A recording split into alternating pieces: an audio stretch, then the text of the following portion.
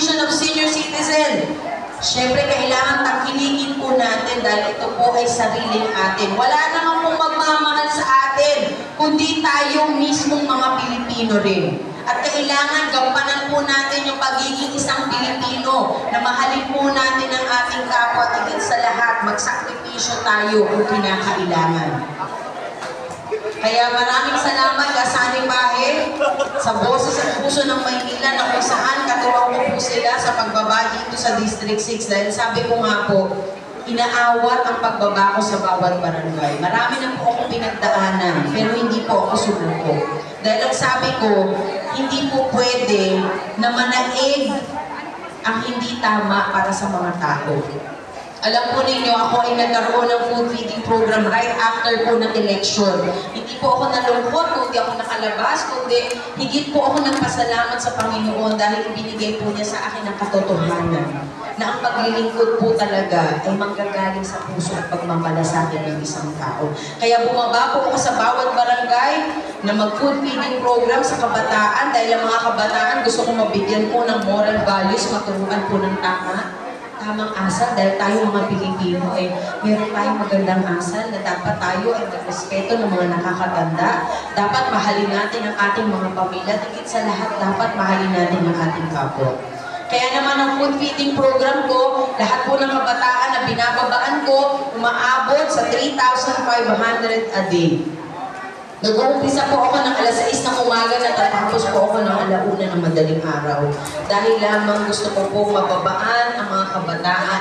At doon po nag-uumpisa na kapag ako po ay bababa sa bawat barangay, andun po kaagad ang ating mga senior citizen. Nakapila na kaagad dahil ako po ay namimigay ng Jollibee at bola. Nakita ko po yung mga senior citizen. Bakit po kaya dito ang ating mga senior citizens? Samantalang yung mga maliliit na bata po ang gagawin natin, paglilingkuran natin ng food feeding. Bakit po?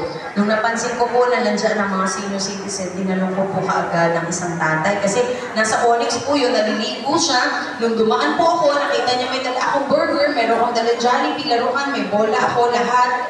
Aba, hindi na naligo. May sabog-sabog pa, hinabol ako. Ay, ako, andiyan si Marat naman doon. Nung tinanong ko po si tatay, dahil syempre nagbigay po ako sa mga bata, nung nakita ko si tatay, tinanong ko siya kung ano pong dahilan, bakit po siya nandun. Syempre na-curious po ako. Baka naman mamaya, akala niya sabon ako at hinabol ako. Pero yun pala, dahil gusto niya raw po makingin ng bola at Jollibee, dahil birthday daw ng apo niya, wala po siyang mapuntahan. Nakita niya po yung sakripisyo ng isang magulang para lang mapasaya yung anak. Nasa oras ng pagligo niya, na supposed to be naliligo siya, pero dahil lamang gusto niya mapaligaya yung apo niya, pipila po siya at hinihintay niya po ako. Kaya doon medyo naantig yung puso ko dahil sabi ko nga, parang hindi ko yata kaya kung makikita ko na ang magulang ko maging ganyan ba ako pagdating po ng panahon. Kaya nung habang may food feeding program po ako, tinawag ko po yung mga senior citizen dahil wala naman po akong dalang regalo sa ating mga senior. So tinawag ko po sila, inawitan ko po, iyak po ng iyak yung mga senior citizen. Sabi ko na kung meron mata ako nasaktan, bakit umiiyak yung mga senior? Ang sabi po nila, iha kasi first time lang kami makantahan. First time lang kami tinawag, binigyan ng atensyon kasi usually sa eleksyon na ginagawa yan. Actually sa eleksyon na hindi pa yan papansinin ka, kundi hinahabol lang naman dyan yung boto mo. Ibig sabihin, yung maliit na bagay na ibinigay ko po, napansin at atensyon, napakalaking bagay na pala para sa ating senior citizen.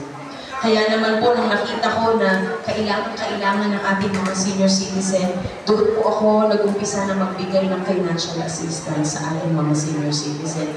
Na sa tingin ko, sila na po yung pumili kung bibili sila ng pagkain o gamot. Basta yung aking ibinigay ng financial assistance, makatulong po sa kanila kung saan ang paraan. Pero yung po galing sa aking puso.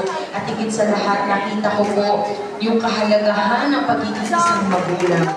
Kailangan po natin magkaisa. Kailangan iparamdam po natin sa bawat isa na mayroon pa ng pagmamahal na naiiwan po sa atin. Kaya ako po, pinagdarasal ko talaga sa Panginoon na lahat po ng hirap ng ito ay merong mapuntahang tama. Tinatanong nga po ako ng anak ko, Mami, bakit lumalabas ka pa tapos na yung eleksyon? Hindi po ako makasagot nung una sa anak ko, pero pinaliwanag ko po sa kanya kung ano yung mga pagtulong na kailangan. At ang sagot po ng anak ko, Mami, tatakbo na lang akong presidente paglaki ko. Yun agad ang sinabi ng anak ko. Dahil iniisip niya, kasi yun po ang ginagawa ko, yung pagtulong mahalaga, kailangan maging katuwang ko rin siya sa pagtulong. Kaya sana po, ito po ay hindi mabigyan ng kulay kung ano man po yung ating napag-usapan dito, dahil ito bilang isang tao lang, kasi ang mama ko po isang senior citizen din at nagpapakamatay pa pumila sa City Hall para sa 500 pesos na kahit anong pigil ko po sa kanya hindi siya magpapaawat, dahil ang katwiran po ni mama, ibang klase pa rin pag nakita mo yung pangalan mo na meron kang benepisyo, kahit 500 pesos lang yan. Ibig sabihin, kinikilala ko ng gobyerno, ibig sabihin kasama pala ako sa mga buhay na tutulungan. At sabi ko kay mama, Ma, yung 500 pesos kulang na kulang pa sa'yo. Kasi pupunta ka ng SM Manila na naman, bibili ka ng mga tinapay doon sa French Baker. O sigurado, baka gusto mo pang manood ng sine. Pagkatapos, makikipagtsikahan ka pa sa mga katabi mo, abutin ka ng hapon. Yung 500 pesos, lagas na po. Siyempre, ang sasabihin ni mama, at least, nakakuha ako ng tulong sa ating gobyerno. Kahit paano po, yung pagiging kontento natin, nandun naman talaga. Pero ang tanong lamang po, yun ba talaga yung dapat na programa lamang para sa atin? Siyempre, meron pang mas higit na kailangang programa para sa ating mga senior citizen. At yan po, ang ginagawa ng ating National Commission of Senior Citizen. Ako naman po ay binigyan ng authority. Baka sabihin niya naman, aba, Marata Mundong, bakit ka ba nandito? Ikaw ba ay authorized? Siyempre, lahat po ng bagay ginawa nating legal. Kaya ako po ay binigyan ng Certificate of Authority ng National Commission of Senior Citizen. Babasahin ko lamang po, baka sabihin po ninyo, wala akong authority dito. Si Ms. Marata Mundong is authorized to conduct the National Commission of Senior Citizens online registration and orientation seminars, particularly for the welfare and benefits of the senior citizens in the City of Manila.